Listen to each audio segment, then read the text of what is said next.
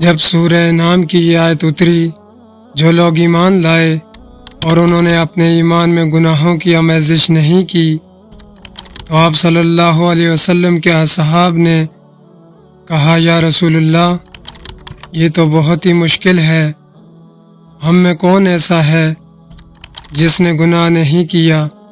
تب اللہ پاک نے سورہ لقمان کی یہ آیت اتاری کہ بے شک شرک بڑا ظلم ہے۔ صحیح بخاری حدیث نمبر 32۔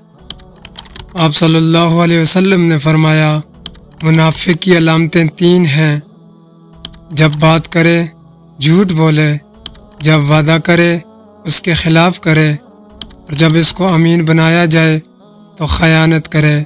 صحیح بخاری حدیث نمبر 33۔ رسول اللہ صلی اللہ علیہ وسلم نے فرمایا کہ 4 عادتیں جس کسی میں ہوں تو وہ خالص منافق ہے، اور جس کسی میں ان 4 میں سے ایک عادت ہو تو وہ بھی نفاق ہی ہے جب تک اسے نہ چھوڑ دے۔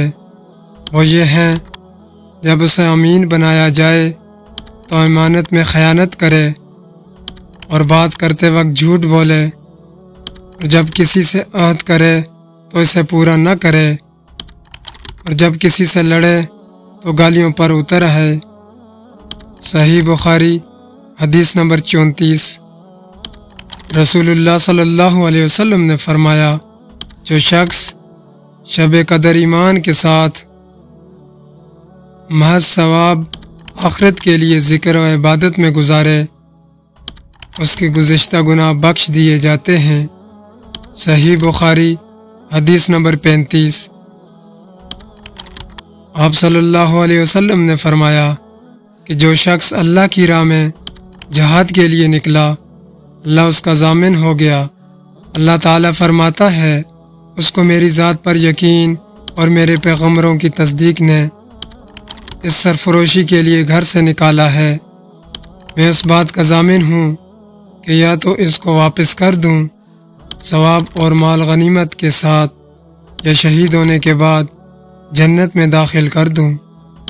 رسول اللہ صلی اللہ علیہ وسلم نے فرمایا، اور اگر میں اپنی امت پر اس کام کو دشوار نہ سمجھتا تو لشکر کا ساتھ نہ چھوڑتا، اور میری خواہش ہے کہ اللہ کی راہ میں مارا جاؤں، پھر زندہ کیا جاؤں، پھر مارا جاؤں، پھر زندہ کیا جاؤں، پھر مارا جاؤں۔ صحیح بخاری حدیث نمبر 36۔